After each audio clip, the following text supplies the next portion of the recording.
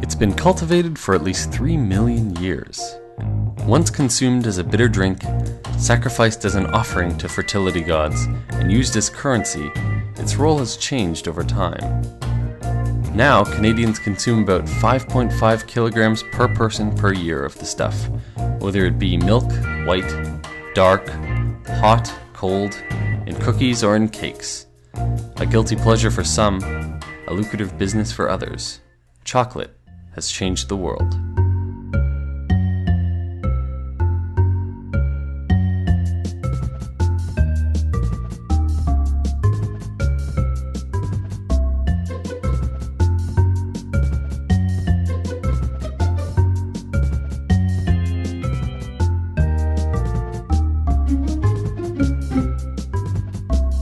Hello, you're listening to Mind the Gap, a podcast about science, skepticism, and trivia, bridging the gap between your minds and everything else. I'm Keegan Gwydolin. I'm Alyssa Chenery. And I'm Matthew Drew. And our show today is called Chocoholics Anonymous, and this is our show all about chocolate, that snack that everyone seems to enjoy. It's okay, I guess. It's delicious. What is wrong with you? I don't go. I thought we were all on board with how delicious chocolate is. No, I thought the human race was on board with how delicious chocolate Yeah. is. I could take it or leave it. So I'd like to start off, and I'm going to go over some of the processes behind chocolate. And first off, we have to start Behind with chocolate? What do you mean? Like making chocolate? Yes, and where it comes from, that sort of thing. And first, some of the basics that everyone knows, but just in case anyone doesn't. Chocolate is made from cacao beans or cocoa beans, whichever you prefer, which grow in pods on trees which are indigenous to Central and South America. And there are three basic types of cacao trees. The first is the Criollo, which is considered to produce the best quality chocolate, and their pods are usually soft and thin-skinned with a light color and a pleasant aroma. And then you've got the Forastero, which is the most common and easiest to grow of all the trees, and they produce more pods per tree, and the pods are thick-walled, have a pungent aroma, and very, very bitter chocolate. And finally, the Trinitario, which is a cross between the two. And basically it takes the hardiness of the Forastero and the better flavor of the Criollo and combines them. So it's a natural hybrid between the two trees. Okay, so they just found this then. Yeah. That's cool. I had no idea. I thought it was just the one tree. That's kind of cool. I know. For the longest time, I thought chocolate and coffee were on the same tree, but that's just my gap of knowledge. So you'd think that this last one, the Trinitario, would be the tree of choice, but in fact, the Forastero is still the most commonly used because they're so easy to cultivate and they're so hardy, and they produce so much more pods per tree than the others. And most cocoa is now made in Africa, and the Forastero trees do so much better there than the other kinds. And Alyssa will be getting to the history of that soon. Do people just know this? Do you guys just know this? Why do you both know this? We did research. Yeah, research. Oh, okay. I did a different thing. Okay. Mackie doesn't prepare for these shows. He just goes off of his base knowledge. He's just the charismatic guy who follows us around. That's it. I talk to strangers when they're too scared. So, if you're making chocolate, so you grow these Forastero trees. The harvest is a very labor-intensive process, since machine harvest would destroy the trees. So you have to pick it by hand. It's a lot of manual labor. And the tricky thing is, unlike apple trees and pear trees and trees that grow around here in Canada and the States, where you've got a harvest season and all the fruit on the tree ripens at once, that's not the case for cocoa trees. On cocoa trees, ripe pods can appear on the same tree at the same time as unripe pods and flower blossoms, meaning that it takes a certain amount of training and experience to identify the ripe pods and not pick the unripe pods or damage the very, very delicate blossoms that will eventually turn into the pods. So it does take a little bit of technical skill. Next, the pods are processed by highly trained machete-wielding farmers who hack open about 500 pods per hour without damaging the precious goods inside. And this reveals a sort of whitish pulp, and inside there are between 20 and 50 beans, which are scooped out. So that's, a lot of labor to get a pod off the tree, chop it open, and get only 20 to 50 beans. Like, they're not very big. They're about the size of an almond, say. The beans or the pods? The beans. Okay. So you get, about 20 to 50 of those per pod. And the pods That's to not me, so bad. the pods to me kind of look like a cross between a starfruit and a coconut. If people know what a starfruit looks like. Anyway, the seeds are, at this point, bitter and hard and awful, and they're just the worst things ever. You would never want to eat them. But then they cover them and allow them to ferment for 3 to 9 days. And this process actually produces heat, right? Fermentation produces heat. And the heat allows the beans to reach a temperature of up to 50 degrees Celsius, which kills the bean germ, so the part of the bean that would grow into a tree, produce a new tree. It kills it and melts the pulp as well. It also produces the compounds, which give chocolate its distinctive flavor, and they reduce the bitterness a lot. So it's kind of the reverse process of wine fermentation, right? You take a sweet grape and then you ferment it into a bitter wine, and then with chocolate you take a awful cocoa bean and then ferment it into something sweet and delicious. So then you dry the beans in the sun for days to weeks, and it's important to do it in the sun because apparently ovens and fires can add unwanted flavor. It's kind of like smoking the beans. You get the flavor of the smoke. I wish prepare my beans in the microwave. Do you think that's okay? After we dry them, the beans are shipped to factories. And in factories, the beans are checked and sorted and roasted for between 30 minutes to 2 hours at 120 degrees Celsius. And then they're cooled really, really quickly. And what that does is it removes the shell. And you get these, unshelled chocolate beans. And then you mill those, and it melts the fat particles in the beans into a paste. And this paste is called chocolate liquor. And the important thing about chocolate liquor is that is what defines chocolate. If something is made with chocolate liquor, it's chocolate, and if it isn't, it is not chocolate. So when you see on on the product when it says made with cocoa mass, that's not chocolate liquor? If it is, I don't know about cocoa mass. Because that's usually what chocolate bars say, I think. There's a distinction between chocolate liquor and cocoa butter. A lot of products will use cocoa butter, but that does not qualify. So this will come back. I should be more careful with my chocolate bars. So this chocolate liquor is made into most of the chocolate products you consume. And there are some basic kinds that most people have heard of. So there's your dark chocolate, which usually contains lots of chocolate liquor, cocoa butter, sugar, and flavorings, but often no milk. And there's, some subclassifications like sweet dark, which is actually regulated. Sweet dark must contain at least 15% chocolate liquor. A semi-sweet must contain a minimum of 35% and usually has high sugar.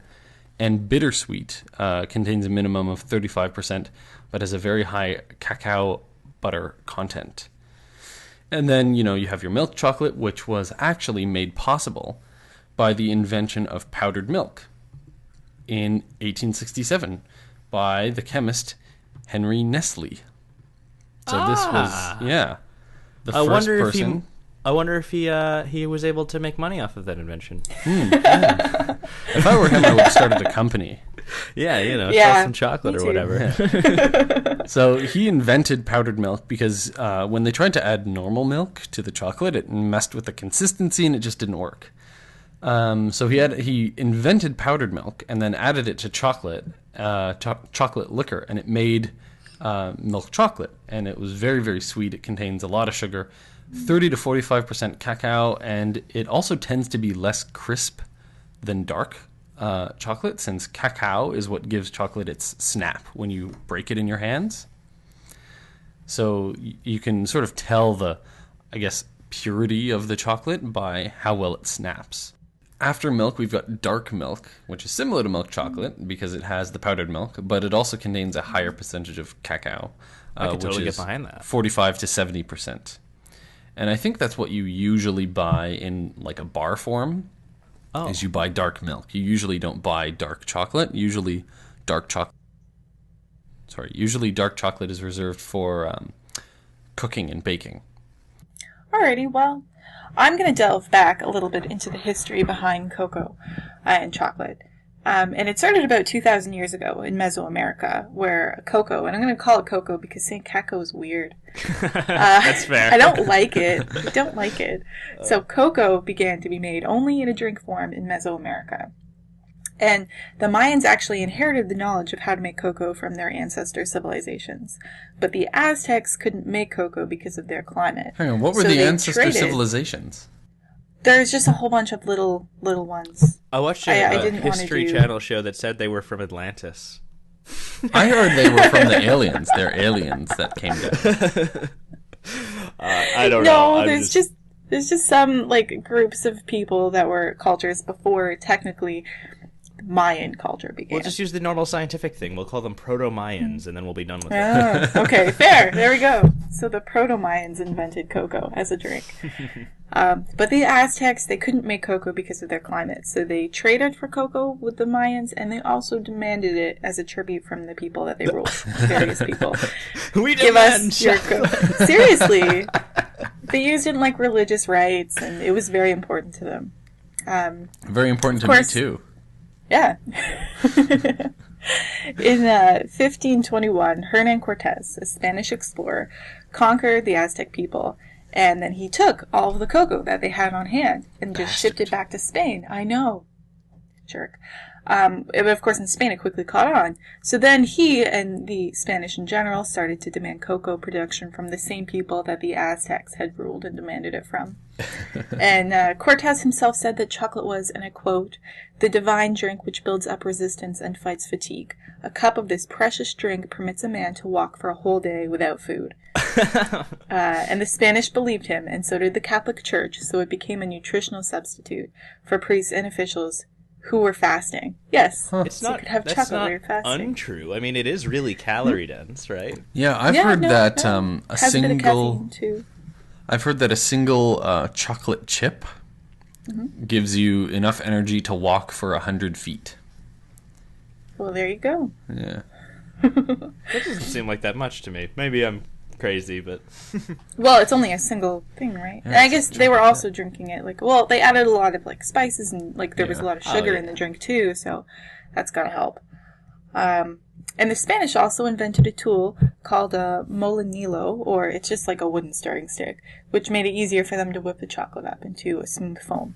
But of course, like the harvesting the pods, fermenting and drying and everything like that was still done by native people in Mesoamerica. And then Wielding it took machetes. Yes, wielding machete, or just, Anyway. About 100 years after the Spanish started taking cocoa from Mesoamerica, the rest of Europe started to get interested in it. Other colonial forces began to make their own plantations in various areas, and of course, as Keegan mentioned, it's pretty labor-intensive, so of course they had to have slaves for this. Then, during the Industrial Well, they certainly weren't going to Revolution- do the work themselves. No, That's just exactly, crazy. exactly. And Aboriginal this is people the were like, past, Alyssa. well, the Aboriginal populations were really dying off.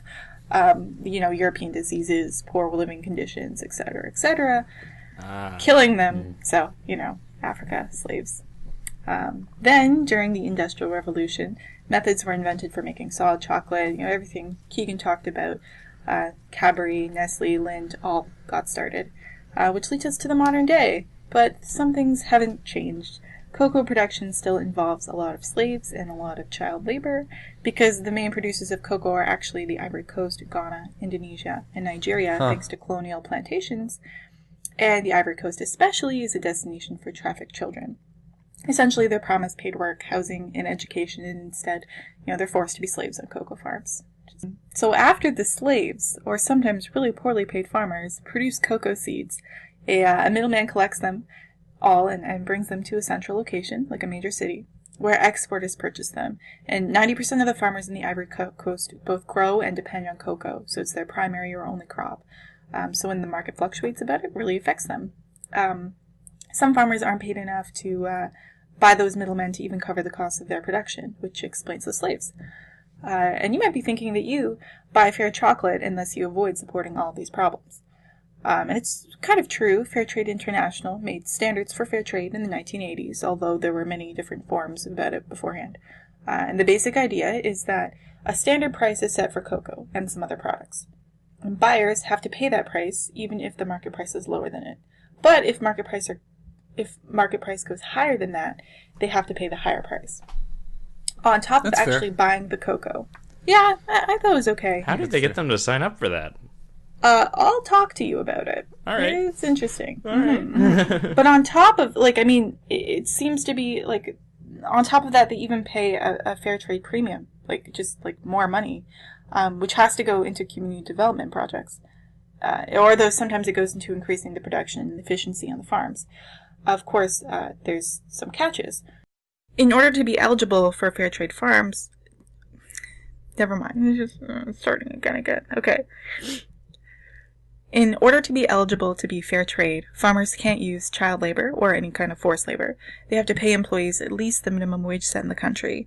They have to be organized into groups of farms by a corporation or just an association, which those farmers then have to govern and own. And they also can't use certain pesticides.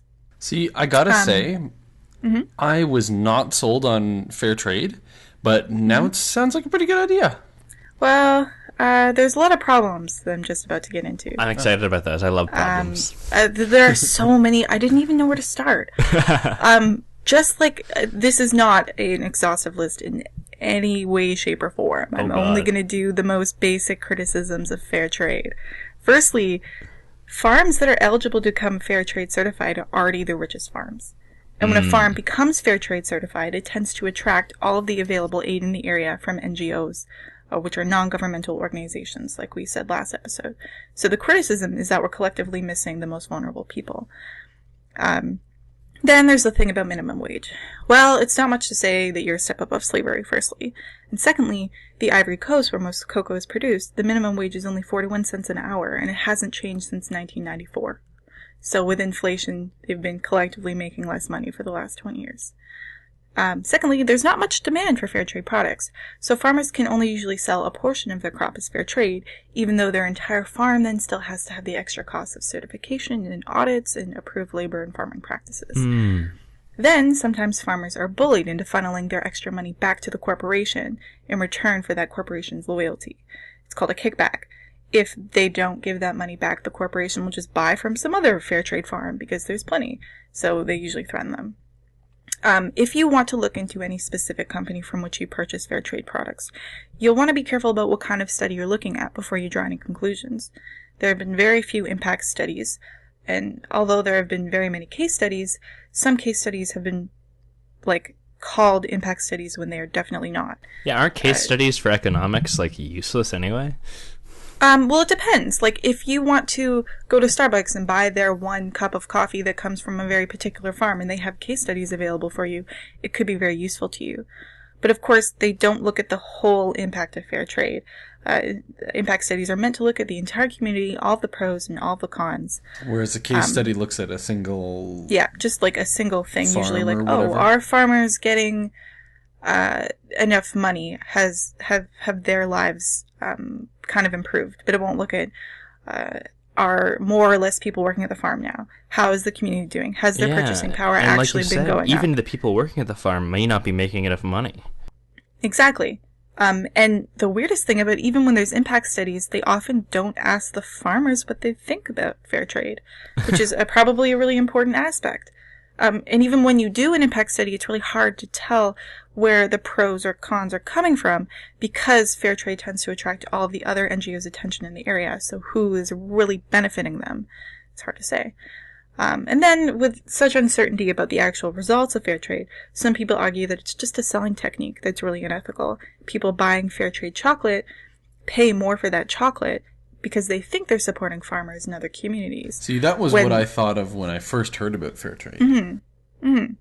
You're right. Like, the real beneficiaries might be the corporations who now just get to sell more expensive chocolate. I basically thought it was just people patting themselves on the back. Oh, I bought a fair trade coffee. Look at how there are great real I am. standards. Look at how altruistic I am.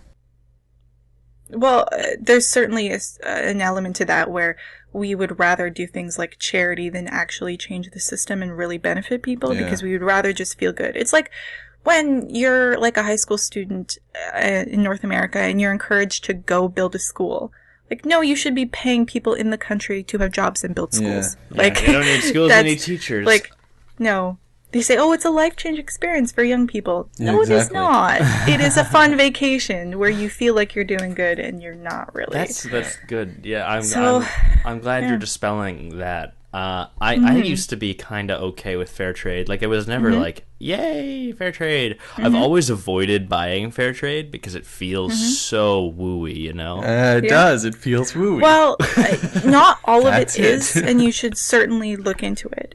Well, you have to remember that fair trade standards were set because of popular support from people in developed countries. And if we were instead to look at fair trade and say, oh, look, it's not working, we need new standards, that would be much better. But because there's kind of like this cloud around fair trade of does it work, does it not work, there's no pressure on corporations anymore to look for new solutions or to make fair trade better or make it work in all instances. It's, of course, better than nothing. But that doesn't mean that we should stop there, in my opinion. Anyway. Well, it depends what you mean about pull out and try again. Like, I think that with some reworking, some of the standards could be a lot better, especially if FlowCert, which is their kind of their third party that makes sure that farms are following the rules, actually made sure that corporations were following the rules too. And because fair trade started from a consumer basis, if information was made available to consumers about how that fair trade is actually affecting people, I'm sure we could see change in a positive direction. But as for thinking that we can take capitalism and make it fair for people that we have working on cocoa farms, I don't think so. All right, so we just had a huge sidebar on communism and all sorts of stuff that we cut out of the show because that's not what this episode's about. But now Mackie's going to bring us back with what? Common myths? Well, we're going to talk about a few things. I want to talk about sort of the health claims and the myths around chocolate. Sort of the skeptical side of things, as per usual. First off, I wanted to cover a quick few common myths. First off, women wanting chocolate during their period. Common trope, like, you know, I need chocolate, blah, blah, blah, whatever. You know, you hear it all the time. But as far as I can tell, based on research done in 2009, which is the best research we have, there's no significant change in women craving chocolate before or after menopause. So that would mean that the menstrual cycle isn't a big factor in affecting the craving of chocolate. It's just because chocolate's good. You know, no. See, I take issue with this methodology. We were discussing this last night. But I think that those two, you can't extrapolate based on that data. Because I'm thinking that if a woman's craving for chocolate goes up during her menstrual period and is down the rest of the time, and then it normalizes after menopause, then you're not going to see anything because it'll average out. Okay, I can totally see that problem with it. This is the best research we have, and that's like a sad thing because it's kind of a fun question. And I mean, I know there's not really any good pressing reason to do more research, but the I think a real big flaw here is people can become accustomed to it. So if somebody has chocolate every time they have a period, then they may want to have it again frequently afterwards. So they may become accustomed to it, like addicted, exactly, right? So I think that's a problem I have with it. There's a big social pressure behind it. Yeah, I think it's largely social and psychological as well. Yeah. Like, I have a friend who does not like chocolate, and other women don't believe her and don't like that she says it. Like, she prefers salty treats, and other women are like, what are you talking about? Well, you guys seem to have a problem with me not liking chocolate, so I Not can a totally serious see problem. that. Yeah, no, it's true. It's true. And I mean, if you're uncomfortable every month, and like one of the ways you make yourself feel better is treating yourself, and you For do sure. that with chocolate, that's become a... I can totally see that. Yeah. And- See, I and hear some- more often than chocolate. I hear ice cream. Is that a Oh, thing? really? Yeah, Okay. bucket of ice Wow. cream. Bucket? I thought that was just when Is you that a broke up unit? with people. That's here. I hear wine when you break up with people. Oh. You live I in a see. whole other world, Geek. Yeah. The Okay. It's My the next- Schulich bubble. That's what we call it. my next myth is that it is commonly believed that chocolate can cause acne, and that is definitely not the case based on really good studies. But That makes the me thing happy. is. The thing is, milk chocolate can, because it things with high glycemic indexes like sugar and and corn syrup, things like that, will actually cause acne. So they're commonly tied, right? You know, chocolate tends to be very sweet, so having a chocolate bar may actually cause acne, but having a 99% chocolate or dark chocolate won't cause acne. So it's the same sort of thing as our wine thing. It's like you reduce your risk of cardiovascular disease when you drink wine, but it's not the wine components, it's the alcohol components. Yeah, So exactly. it's the same And- thing, it's the sugar and not the chocolate. Yeah, it's nothing unique to chocolate that's causing acne. It's just the sugar in general. Right. So I want to talk about some possible health benefits. You hear all the time about possible health benefits. These were the strongest, and there's plenty more out there. Like as far as curing the common cold to curing cancer, you name it. People have claimed it, and they've claimed the worst things. I love how that rhymed. Okay. Oh, did it? Yeah. Oh, good. All right, we'll keep that. So probably the most popular and prolific benefit of chocolate is that it's an aphrodisiac, which means basically, it makes you horny. Can we say that? I think you can say that. Just say it arouses you. It arouses you. Sexual arousal. Yes, indeed. I think that's worse than makes you anyway. Maybe. But It's technical, there's, it's okay. There's no good scientific proof that chocolate's an aphrodisiac. But there's definitely good like room for more study. Like it's not definite for sure. There are some good mechanisms like by which it could possibly work. So it's not like totally written out, but there is a good theory that it's probably more of a cultural thing. So that people associate chocolate with courtship rituals, right? So they become aroused when they're taking part in the courtship rituals. So it's kind of a self-fulfilling prophecy. Exactly, as well. yeah. So it's just associated, probably because it was associated with wealth when it first came out, and it just carried since then, the whole trope of giving chocolate and Valentine's Day, whatnot, all that jazz. So it's definitely a traditional courtship ritual of at least our culture. Yeah, and as opposed to it having an actual biological effect. Exactly. Well, yeah. So and it's also chocolate's often touted as a some sort of cancer deterrent, as an antioxidant, and it has been found to be an antioxidant in vitro, but never has it been had an appreciable effect in vivo. So it's never been seen to cause a positive effect in humans or rats or anyone living. And So in vitro it does not means in glass, right? Yeah, in it. Oh yeah, I don't know, vitro. Literally, I think hang on, let's look this up. Hyaline means glass-like in Latin. Yeah, Latin the Latin is in glass. So in vitro means literally in glass. That's interesting. So I mean, this it could is be plastic, but let's but it's the idea is that Yeah. in vitro takes place in a test tube. Well, in vivo is in life. right? exactly. In vivo is in life. Yeah. So sorry, I should have been more clear on that. But the it actually does have a modest effect in lowering blood pressure, and survivors of heart attacks who ate chocolate 2 to 3 times per week or more reduced their risk of death by about 3 times compared to those who didn't, which is substantial by far. Yeah. But this is dark chocolate, not Yes, indeed. milk Yes. chocolate In or- fact, the positive health effects have been shown to be nullified if it has anything to do with dairy. So chocolate milk, hot chocolate, milk chocolate, those will never cause the positive cardiovascular effects that are associated with chocolate. So you'd have to have dark chocolate and no dairy. I have a professor Yeah. who teaches us cardiology, and he calls people out, like, he asks questions to the class, and if you get it right, he gives you a dark chocolate bar. And he showed us a study at the beginning of the class that proved that, dark chocolate reduces cardiovascular risk. He's like, see, I'm helping your cardiovascular health. If I do well on a midterm, I give myself a burrito. Cardiovascular health. Yeah, exactly. We know who will die of a heart It's attack okay. I have it first. with the dark chocolate bar, so I'll be fine. But yeah, there's some fairly substantial rat-based evidence to suggest that it can actually help with migraines. It's been found to lower calcitonin gene-related peptides, which are an inflammatory chemical, and basically they're a pretty substantial possible mechanism for migraine generation. So we don't know a lot about migraines, sadly. So it fights the cause. So yeah, the idea is that you would prevent migraines having chocolate. There's no indication whether or not dark chocolate versus milk chocolate would be more effective in this case.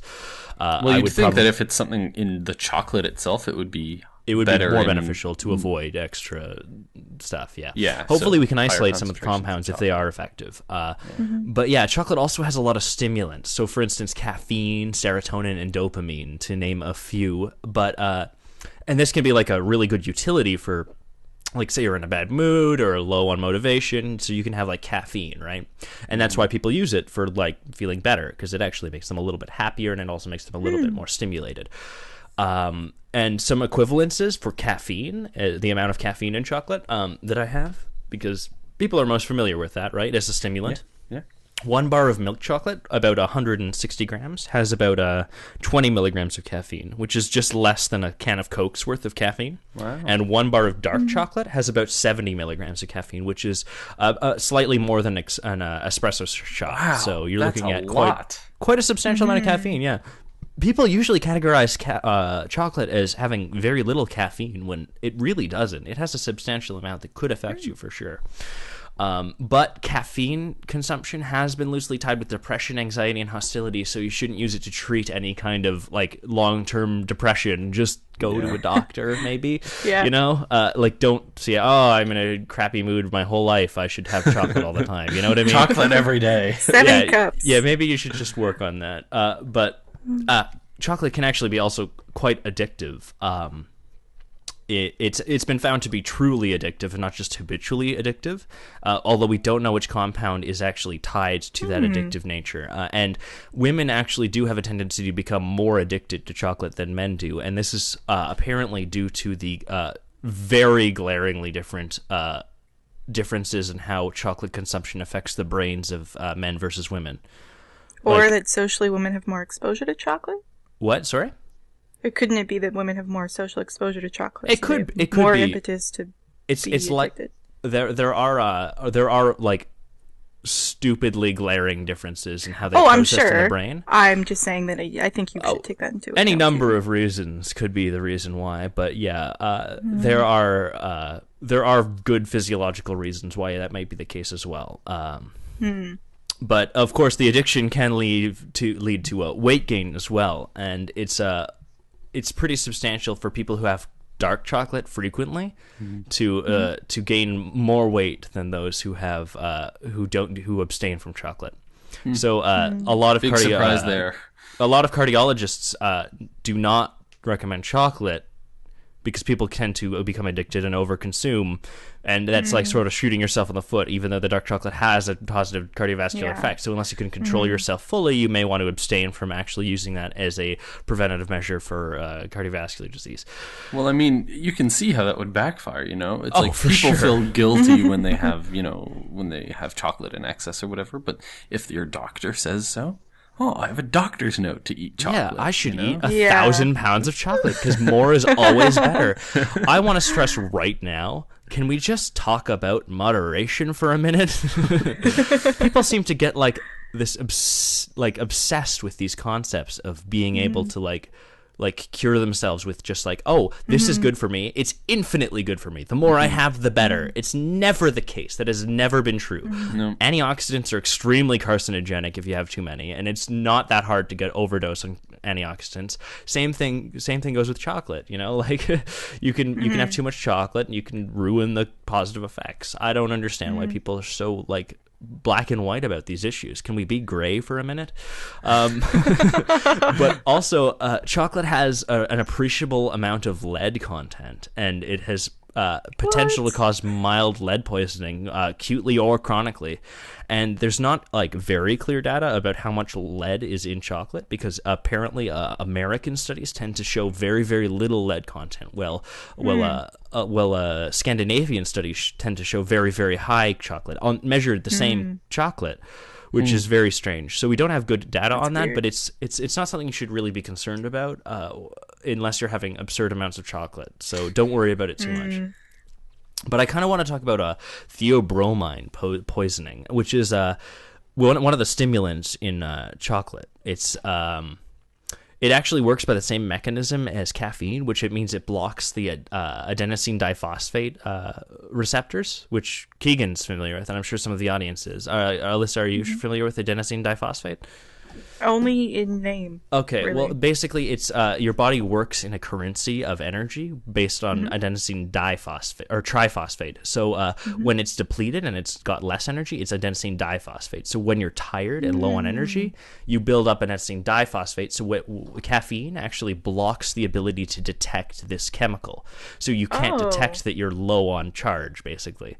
Okay, well, there you go. The same It also affects the rate and rhythm of the heart. No, it does not. Yes. Nope. Adenosine does. There are adenosine receptors in the heart. As the tiebreaker, I say we should say that we're not certain yet. But anyway, adenosine, theobromine can actually cause, death, as well as the To put it lightly. adenosine blockage. So it's actually quite dangerous in large doses, and it's very prevalent in chocolate. So that's why eating too much chocolate can actually be quite death by chocolate. Like you can actually die by having too many or having too much chocolate. And this isn't really an issue for younger people unless you're having absurd amounts of chocolate, but it can actually be quite a big issue in elderly people because the metabolism slows and you become less resilient to poisoning. So this is actually the mechanism by which dogs and cats are poisoned by chocolate. Theobromine is the mechanism by which people or by dogs and cats are killed by chocolate. And it's even though we are also poisoned by it, it's the amount, the LD50 of how much we have to have, which is the measure of how much you have to have per kilogram of body weight to actually be killed, is around 1,000 milligrams per kilogram for humans. Well, in dogs, it's about 300 milligrams per kilogram. So they have to have less because they're usually less weight, and also they have less slower metabolism for theobromine. And actually, cats have a even lower tolerance, which is 200 milligrams per kilogram in cats. But the thing is, cats actually don't have chocolate very often because they don't find it delicious. Dogs have sweetness receptors, so they can actually taste like sugar, but cats can't taste sugar. Really? Yeah, which is kind of cool, right? Huh. So that they can't tell the difference between like a really, really sweet yogurt versus a sour cream. Huh. So, which is kind of really weird, but they do have an extra taste bud that we don't have, which is an ATP direct taste bud. Huh. Yeah, so they can taste ATP? exactly. Yeah, ATP, the currency of the body. Remember the energy currency? Oh, of course. Yeah, so the adenosine That's sweet. triphosphate. So that would be that means they can, like, since they're predators, they can actually taste like energy, like directly. Wow. So That's really cool. So that's what, because I'm impressed. when they eat an animal, they'll eat the energy and they can taste how much energy this animal has, which is super cool. But yeah, so cats don't tend to be poisoned as frequently by theobromine because of this. They don't like it. But dogs love sugar, so they eat chocolate whenever they can, and then they get poisoned. So it's not that they're allergic or things. That's what I often hear when people talk about this. But they're actually just less tolerant to the toxic components than we are. Anyway, you want to go to the game section? Yes.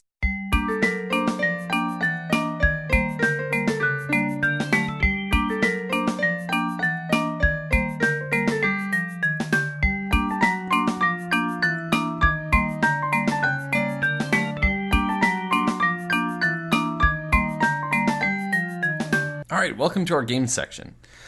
First off, I'd like to ask everyone what your favorite kind of chocolate is, if you like chocolate. Mackie? I gotta say I like dark chocolate. Yeah. I mean, I'm not a big fan of chocolate generally, but when I do, I kind of like the slow eating of the dark chocolate, like I talked about earlier, the melting in your mouth kind of stuff. I kind of like bitterness to an extent, so I think that's why I pulled towards it. Gotcha. Alyssa? Well, I like dark chocolate too, but the thing that I like the most is like fancy boxed chocolates.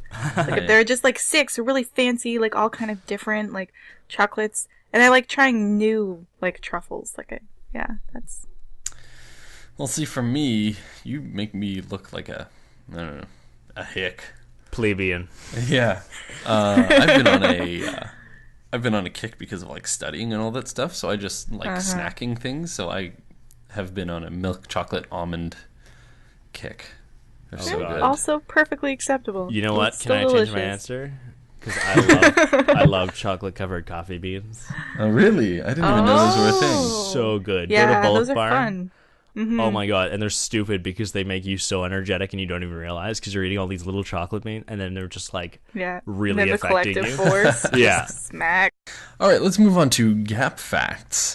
So Gap Facts, for those of you who don't know, we now give you a bite-sized piece of trivia that you can tell your friends. Who wants to go first? I'll go first. I will. Okay, Aw. you go first. You're good. All right. Okay, for sure. Yep, go for it. My fact is that even though there are 128 species of maple trees, sugar maples are most often used for syrup, and they also make very high quality hardwood. In fact, pool cues of any decent quality are always made out of sugar maples. Huh. I I know. didn't know that. That's easily repeatable to my friends. Good work, Alyssa. All right, so my gap fact is Frederick Barr invented the Pringles can, and when he passed away in 2008, his ashes were buried in one. That's cool. Appropriate. Yeah. My Gap Fact is, so everyone knows the distinctive tone of a musical instrument, right? You can identify a trumpet versus a trombone versus a cello, even if they're playing the same note. And the specific nature of a tone that makes it distinct and identifiable is called the timbre. And it's the result of a combination of various overtones that are different depending on how the sound is produced. And despite our best efforts, we have not been able to make an indistinguishable replication of, say, a cello or any other musical instrument. Really? That is so cool. Yeah, despite knowing exactly the mechanism. That must be like a hell of a lot of processing power if you were trying to reproduce that in a computer. Yeah. Trying to like calculate every angle that every piece of sound hits and how they interact with each other. It'd be just compounding information. It would take weeks to try to figure out like even a second of a note. I couldn't imagine us doing that. Yeah, so I can totally buy that. Although we're getting better, crazy. like there are some very good synthetics that sound almost real. For sure. Well, we should expect, we should hope that we can solve this eventually. Yes.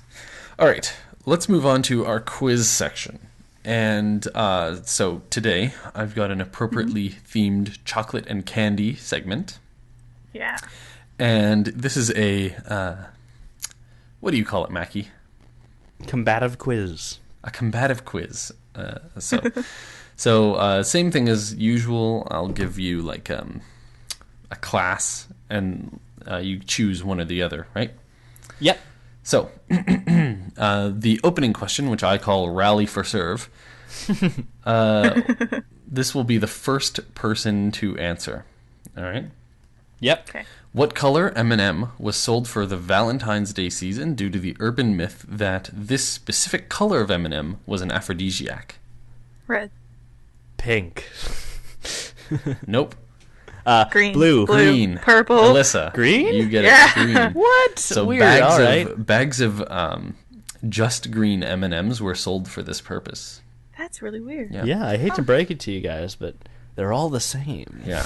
All right, Alyssa, you have your choice between overly descriptive and homophonics. Overly descriptive. Okay. Oh, God. What chocolate bar am I describing? Nougat topped with caramel and peanuts coated Mars bar. in milk No, chocolate. never mind. Nougat. I don't know anything with nougat. I'm a very Mr. Big? I'm not a nougat fan. Twix. No, what's that? No. Oh, Henry. Nope. I thought O. Henry, but it doesn't have nougat. Doesn't it? No. Crazy. I know Alyssa, this. you were close with Mars bar, but Mars bar doesn't have peanuts on it. Oh. Mars bar with peanuts. No. Three Musketeer thing? No, that's like a... I don't know enough of these, actually. The answer is Snickers. Oh. Snickers. So, let's go. We'll do the homophonics question since you guys both suck at this. Okay. All right. All right, so a homophonics question. This should be easier for you guys. The name of this chocolate bar is also the name of an ancient weapon. Oh. Mr. Big.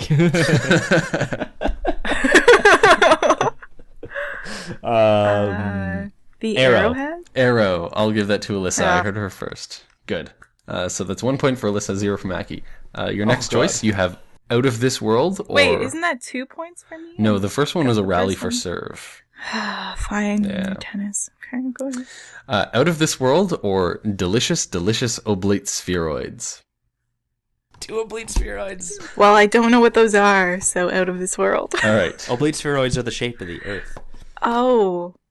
Well, see, that's just not a good question for me. All right, Out of This World. Name 4 chocolates, sweets, candies, etc. Named after astronomical phenomena. Mars rockets. Right? Because you got to use rockets to get to Mars. Sure, sure. I'll accept it. Let's see. Alyssa, you can interject whenever. I know, I can't think of any at all. Let's see. Let's see. This is awful. Starburst. Okay, that's 3 for Mackie. Moon cakes. They're chocolate and they're like. All Twinkies, right, but I'll accept They're that. not chocolate. I'll accept that. They're candy. Alright. Yay! Mooncakes. Yes, I'll accept that. Oh, those mooncakes. Yeah. I see. I was thinking Mars, Milky Way, Oh, Milky Way bar, right? Clever. Starburst, and Orbit gum. Orbit. Oh, Okay. I've never even heard of that. I'm down with orbit. Cool. All right, Mackie. I will give you the option. So you can either move on to the next level, or you can go for delicious, delicious oblate spheroids. I'm gonna move to the next category. All right. Your choices are rated G for generally delicious, or rated R for really tasty. That doesn't tell me anything. This isn't a choice. Nothing at all. All right, I'm gonna go with generally delicious. All right. In the popular film and book Charlie and the Chocolate Factory, what revolutionary candy is Willy Wonka working on during the tour? The everlasting gobstopper. Yes, very good. Yay! 2 points. All right. I'm All caught right. up. Do you want to do the oblate spheroids, the rated R for really tasty, or move on to the next level? Really want to do the oblate Really, spheroids. really I want to want use. to. I want to use as many questions as possible. I'm gonna move on. All right. Next level, you get to choose between old but gold and prequels. Old but gold. All right. The question is, what is the name of the first chocolate bar ever marketed? Hershey's? Nope. Oh, Alyssa, you can answer as well. I yeah. used to know this. I used to know this. Nestle bar? Nope. because he was up there. Mars bar. It's not something that I ever heard of. Well, then how are we? Gold seal chocolate bar. AIDS. Gold mark chocolate bar. Gold wrapper chocolate bar. I don't know. All right, I'll give it to the you. chocolate bar. Ready? No. Okay. You want to keep guessing? No, I want the other question. All right. Who's hitting things? What? The answer is Fry's chocolate cream.